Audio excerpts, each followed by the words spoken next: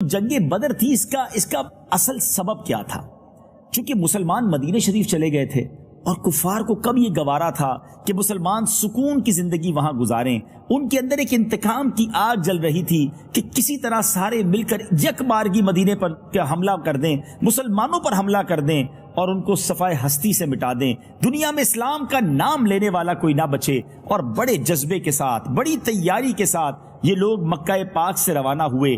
اب نبی پاک علیہ الصلوۃ والسلام جب صحابہ کرام کو مدینہ شریف سے باہر لے کر نکلے تو انصار صحابہ کی طرف نبی پاک علیہ الصلوۃ والسلام نے توجہ فرمائی، کیونکہ انہوں نے پیارے آقا علیہ الصلوۃ والسلام کے ہاتھوں پر یہ بیعت کی تھی کہ ہم اس وقت تلوار اٹھائیں گے جب کفار مدینے پر چڑھ کر آئیں گے. اور یہاں تو مدینے سے باہر نکل کر جنگ کا معاملہ تھا. انصار سے قبیلہ خزرج کے سردار حضرت سعد بن عبادہ رضی اللہ تعالیٰ عنہ نبی پاک کا چہرہ انور دیکھ کر بول اٹھے، یا رسول اللہ صلی اللہ تعالیٰ علیہ وسلم، کیا آپ کا اشارہ ہماری طرف ہے؟ خدا کی قسم ہم وہ جانثار ہیں کہ آپ کا حکم ہو تو ہم سمندر میں کود پڑیں. اور ایک انصار کے معزز سردار حضرت مقداد بن اسود رضی اللہ تعالیٰ عنہ نے جوش میں آ کر عرض کیا، یا رسول اللہ صلی اللہ تعالیٰ علیہ وسلم، ہم حضرت موسیٰ علیہ الصلوۃ والسلام کی قوم کی طرح آپ سے یہ نہ کہیں گے کہ آپ اور آپ کا خدا جا کر لڑیں، بلکہ ہم لوگ آپ کے دائیں سے، بائیں سے، آگے سے، پیچھے سے لڑیں گے. انصار کے ان دونوں سرداروں کی تقریروں کو سن کر نبی پاک علیہ الصلوۃ والسلام کا چہرہ خوشی سے چمک اٹھا. ناظرین، یہ عجیب جنگ تھی. 313 افراد تھے بدر کے میدان میں ایمان والے، اور سامنے جو لشکر تھا وہ 1000 کا لشکر تھا. دونوں طرف اعداد کا بھی، یعنی یوں سمجھا جائے کہ لوگوں کی تعداد کا بھی فرق تھا اور ساز و سامان کا بھی فرق تھا. آئیے ذرا کمپیریزن آپ کو پیش کرتا ہوں کہ مسلمانوں کے پاس کیا تھا. یاد رہے کہ مسلمانوں کی تعداد 313، ان کے پاس صرف 2 گھوڑے تھے، 70 اونٹ تھے، شکستہ کمانیں، ٹوٹے ہوئے نیزے اور پرانی تلواریں تھیں. مگر ان کا جذبہ ایمانی بے مثال تھا. انہیں سامان جنگ پر نہیں، اللہ اور اس کے رسول پر بھروسہ تھا. اب جو سامنے لشکر تھا، اوپوننٹ جو تھے، ان کا حال کیا تھا؟ ان کے پاس، ان کی تعداد 1000 تھی، 100 برق رفتار گھوڑے تھے. مسلمانوں کے پاس 2 گھوڑے تھے، کفار کے پاس 100 گھوڑے تھے. ان پر 100 زرہ پوش جنگجو سوار تھے، بلٹ پروف جیکٹ جس کو آپ کہیے، پورے زرہ پوش جنگجو سوار تھے. 700 اعلیٰ نسل کے اونٹ، کھانے پینے کے ذخائر کے انبار. اتنا کھانا تھا کہ روزانہ اس لشکر کے لیے 9 10 اونٹ ذبح کیے جاتے اور اس کے کھانے بنائے جاتے. ہر شب بزم عیش و نشاط برپا کی جاتی اور یوں سمجھیے کہ ناچ گانوں کی محفلیں منعقد کی جاتی. اب شاعر اس کی منظر کشی کیسے کرتا ہے؟ وہ کہتا ہے، وہاں سینوں میں کینہ تھا، شکاوت تھی، عداوت تھی، یہاں ذوق شہادت اور ایمان کی حلاوت تھی. مجاہد جن کو وعدے یاد تھے آیات قرآن کے، کھڑے تھے صبح سے ڈٹ کر مقابل فوج شیطان کے. جو غیرت مند راہ حق میں تھے مصروف جاں بازی، ابد تک نام ان کا ہو گیا اللہ کے غازی. شہادت اعلیٰ منزل ہے مسلمانی سعادت کی، وہ خوش قسمت ہے مل جائے جنہیں دولت شہادت کی. محمد کی محبت دین حق کی شرط اول ہے، اسی میں اگر ہو خامی تو سب کچھ نامکمل ہے. محمد کی غلامی ہے سند آزاد ہونے کی، خدا کے دامن توحید میں آباد ہونے کی. سبحان اللہ، سبحان اللہ. تو بہرحال ناظرین، اسی جذبے کے ساتھ یہ مجاہدین جو تھے، نبی پاک کے ساتھی جو تھے، یہ بدر کے میدان میں پہنچ گئے. اب وہاں نقشہ ہی کچھ اور تھا. اللہ کی مدد کیسے آئی؟ اب ذرا یہ دیکھتے ہیں کہ جب نبی پاک علیہ الصلوۃ والسلام بدر کے میدان میں پہنچ گئے تو وہاں پر جانے سے پہلے کچھ بڑے ایمان افروز واقعات ہوئے.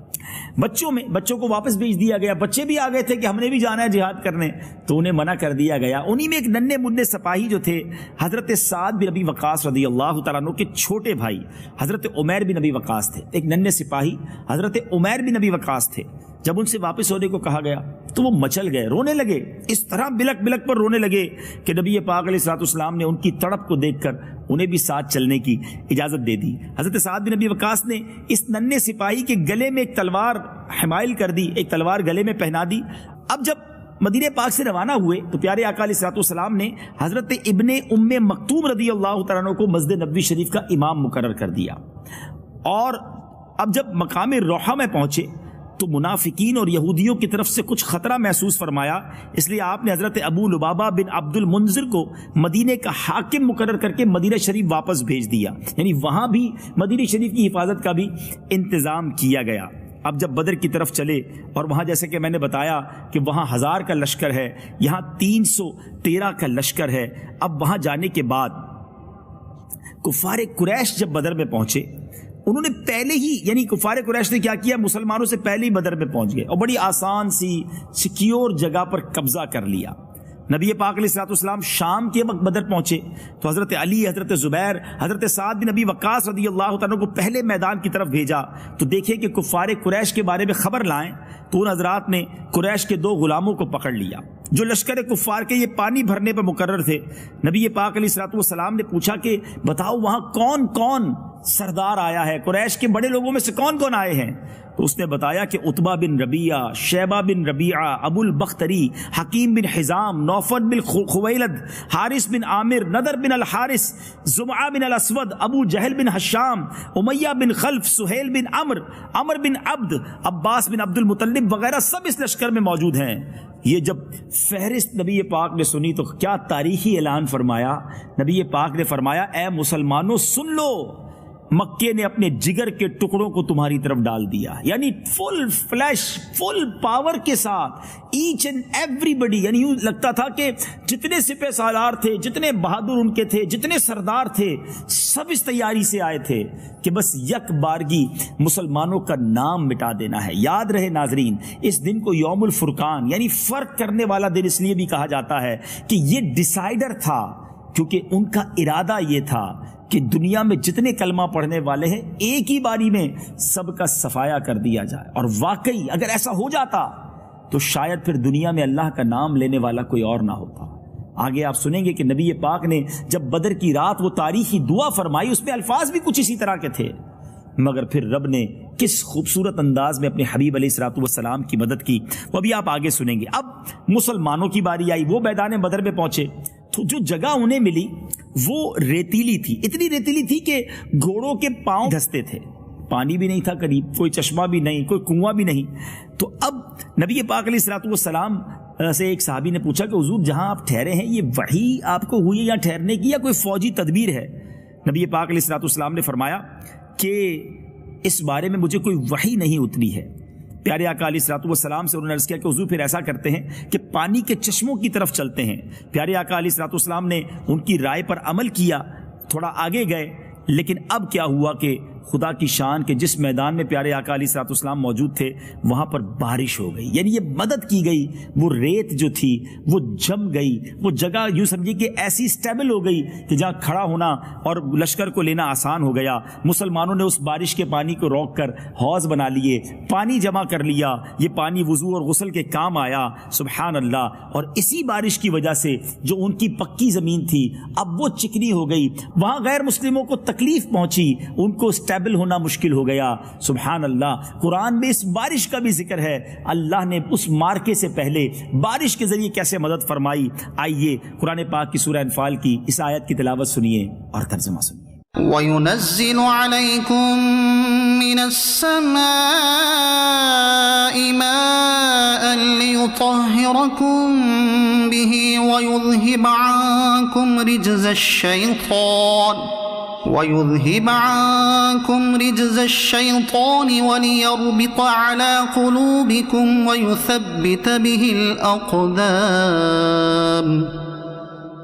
اور آسمان سے تم پر پانی اتارا کہ تمہیں اس سے ستھرا کر دے اور شیطان کی ناپاکی تم سے دور فرما دے اور تمہارے دلوں کی ڈھارس بندھائے اور اس سے تمہارے قدم جما دے. ناظرین اب 17 رمضان مبارک کی وہ رات آ گئی. سن 2 ہجری ہے. ابھی مدینے پہنچے دوسرا ہی سال تھا، مگر ان کفار قریش کو کہاں چین آنا تھا. انہوں نے سکون کی زندگی گزارنے والے مسلمانوں کو گویا یک بارگی ختم کرنے کے لیے پلان کیا تھا. سارے لشکر کے لوگ آرام کی نیند سو رہے تھے. دوسری طرف ہو سکتا ہے عیش و طرب کی محفلیں ہوں، مگر میرے آقا علیہ الصلوۃ والسلام کا عجب حال تھا. نبی پاک اس رات اللہ کی بارگاہ میں ساری رات دعا میں مصروف رہے، التجاؤں میں مصروف رہے۔ صبح نمودار ہوئی تو نبی پاک علیہ الصلوۃ والسلام نے لوگوں کو نماز کے لیے بیدار فرمایا، پھر نماز کے بعد قرآن کی آیتیں سنا کر سب کے جذبے اور ولولے کو ایسا بڑھایا کہ ایک ایک نبی پاک کا ساتھی اپنا قطرہ قطرہ دین اسلام کے لیے بہانے کے لیے تیار ہو گیا۔ رات میں نبی پاک علیہ الصلوۃ والسلام نے کمال کی خبر دی، غیب کی خبر دی، اپنے جانثاروں کے ساتھ جنگ کی اس جگہ کا معائنہ فرمایا۔ پیارے آقا علیہ الصلوۃ والسلام کے ہاتھ میں ایک چھڑی تھی۔ ناظرین، یہ ابو داؤد شریف کی حدیث ہے، سیاہ ستہ کی کتابوں میں یہ حدیث موجود ہے۔ وہ چھڑی تھی اور نبی پاک علیہ الصلوۃ والسلام نشان لگاتے جاتے کہ فلاں جگہ پر کل فلاں اس جگہ پر فلاں کافر کی لاش پڑی ملے گی، اس جگہ پر فلاں کافر کی لاش پڑی ہوگی۔ سبحان اللہ، جب یہ غزوہ ختم ہوتا ہے تو ہمارے صحابہ کرام نے دیکھا جس جگہ نبی پاک نے نشان لگایا تھا کہ فلاں کافر یہاں مارا جائے گا، ایسا ہی ہوا اور دوسرے دن اسی مقام پر ان کی لاشیں ملی۔ ناظرین، اب یہ جب لڑائی کا وقت شروع ہونے والا تھا، اس رات جو نبی پاک علیہ الصلوۃ والسلام نے دعا کی، اللہ اکبر، روتے روتے پیارے آقا اللہ کی بارگاہ میں دعا میں مصروف تھے، اور اس دعا میں حضرت ابوبکر صدیق رضی اللہ تعالی عنہ نے جس طرح نبی پاک سے محبت کا اظہار فرمایا کہ ماجرا کچھ یوں ہے، نبی پاک ہاتھ پھیلائے یہ دعا مانگ رہے تھے کہ یا اللہ، جو تو نے مجھ سے وعدہ فرمایا ہے آج اسے پورا فرما دے۔ آپ پر رکت طاری تھی، گریا طاری تھا، اس رکت کے عالم میں چادر مبارک جو ہے وہ آپ کے کاندھوں سے نیچے گر گئی۔ کبھی آپ سجدے میں سر رکھ کر اس طرح دعا مانگتے، یا الہی، اگر یہ چند نفوس ہلاک ہو گئے تو پھر قیامت تک روئے زمین پر تیری عبادت کرنے والے نہ رہیں گے۔ سبحان اللہ، اللہ کے حبیب رو رو کر دعا کریں پھر دعا کیسے قبول نہ ہو۔ ناظرین، پھر کیا ہوا؟ حضرت ابوبکر صدیق یار غار رضی اللہ تعالیٰ عنہ آگے بڑھے، اس چادر کو اٹھایا، نبی پاک کے کاندھوں پر رکھا اور کہا حضور آپ تسلی رکھیے، آپ بس کیجئے، خدا اپنا وعدہ ضرور پورا فرمائے گا، خدا عز و جل اپنا وعدہ ضرور پورا فرمائے گا۔ اپنے یار غار جان نثار کی بات مان کر نبی پاک علیہ الصلوۃ والسلام نے دعا ختم کر دی، اور آپ کی زبان پر یہ دعا، یہ آیت کا ورد جاری ہو گیا۔ اور وہ آیت کیا تھی؟ ان قریب کفار کی فوج کو شکست دی جائے گی اور وہ پیٹھ پھیر کر بھاگ جائیں گے۔ آپ اس آیت کو بار بار پڑھتے اور فتح مبین کی طرف اشارہ فرماتے جاتے۔ بڑے عجیب عجیب ناظرین واقعات ہوئے۔ ابو جہل جو اس امت کا فرعون نبی پاک نے جس کو کہا، جس کے غرور و تکبر کی، جس کو آپ کہیے کہ انداز ہی کچھ اور تھا، ابو جہل مارا گیا تو کیسے مارا گیا؟ ذرا سنیے گا اور ایمان تازہ کیجئے گا۔ ہوا ایسا، حضرت عبد الرحمن بن عوف رضی اللہ تعالیٰ عنہ کا بیان ہے کہ میں صف میں کھڑا تھا، میرے دائیں بائیں دو نوعمر لڑکے کھڑے تھے۔ ایک نے چپکے سے پوچھا کہ چچا جان، کیا آپ ابو جہل کو پہچانتے ہیں؟ تو میں نے اس سے کہا کیوں بھتیجے، تم کو ابو جہل سے کیا کام ہے، جنگ کا موقع ہے۔ تو انہوں نے کہا چچا جان، میں نے اللہ تعالیٰ سے وعدہ کیا ہے، عہد کیا ہے کہ میں جہاں ابو جہل کو دیکھ لوں گا یا تو اسے قتل کر دوں گا یا خود لڑتا ہوا مارا جاؤں گا، کیونکہ وہ اللہ عز و جل کے رسول کا بہت بڑا دشمن ہے، انہیں برا بھلا کہتا ہے۔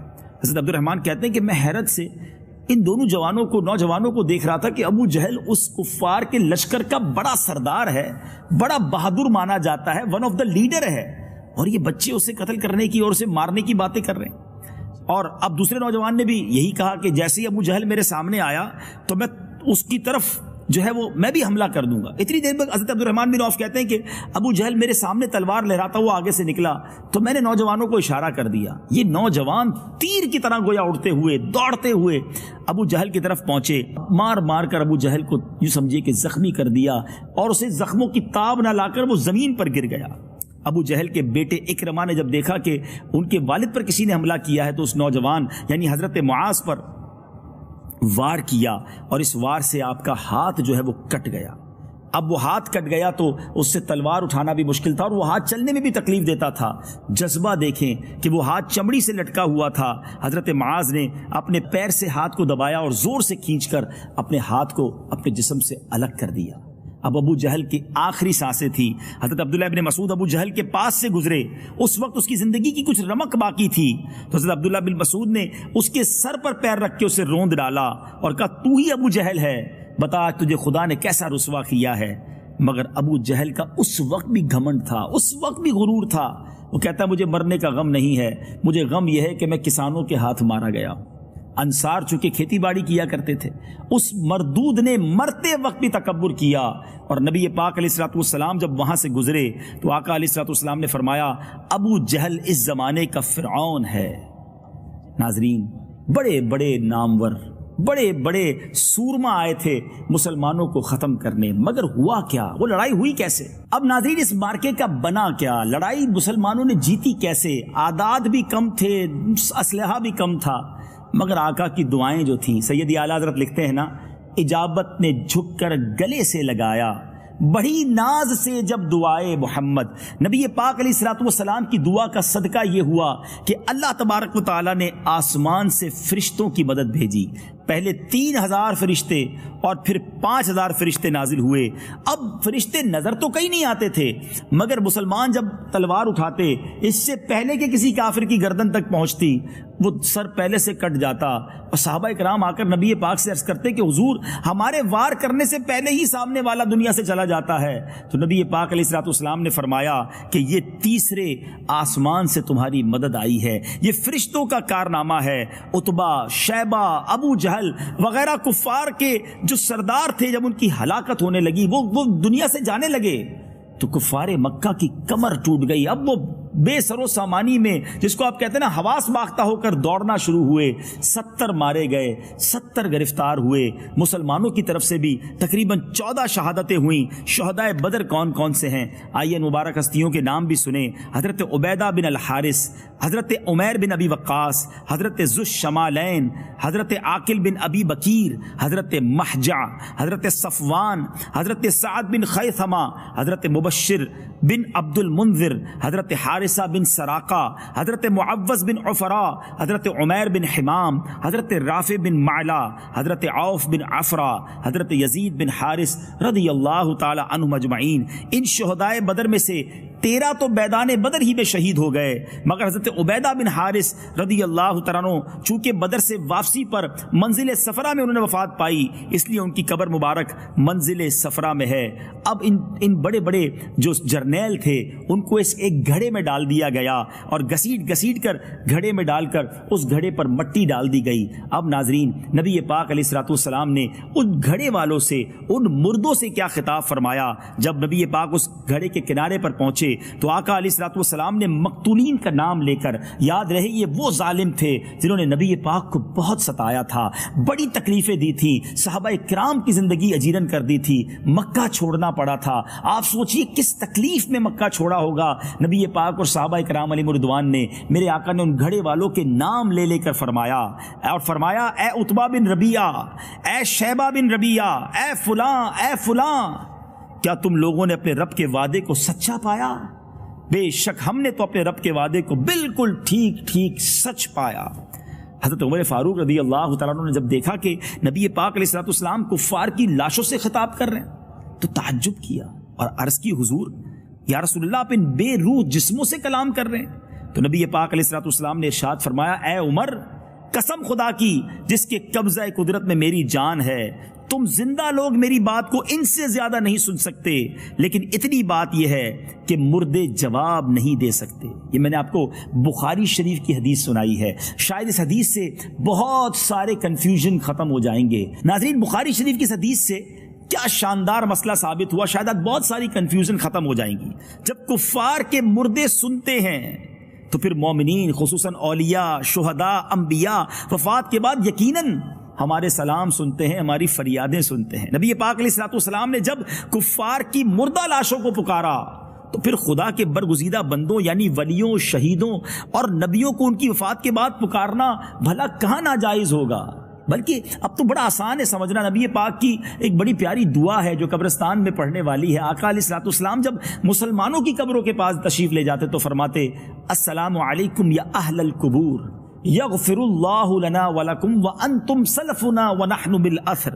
اے قبر والو، تم پر سلام ہو، خدا ہماری اور تمہاری مغفرت فرمائے، تم لوگ ہم سے پہلے چلے گئے، ہم تمہارے بعد آنے والے۔ اور یہ دعا ہمارے لیے بھی سنت ہے، جب ہم قبرستان جائیں تو کتنا آسان ہے سمجھنا کہ جب عام مسلمانوں کے قبرستان میں جا کر ہم انہیں السلام علیکم یا اہل القبور کہہ سکتے ہیں، تو پھر یا رسول اللہ کہنا یا غوث اعظم کہنا یا داتا کہنا یہ تو شریعت کے عین مطابق ہے. امید ہے کہ یہ کنفیوژن بھی دور ہو گئی ہوگی. صلو علی الحبیب صلی اللہ تعالی علی محمد. مجھے اپنی اور ساری دنیا کے لوگوں کی اصلاح کی کوشش کرنی ہے.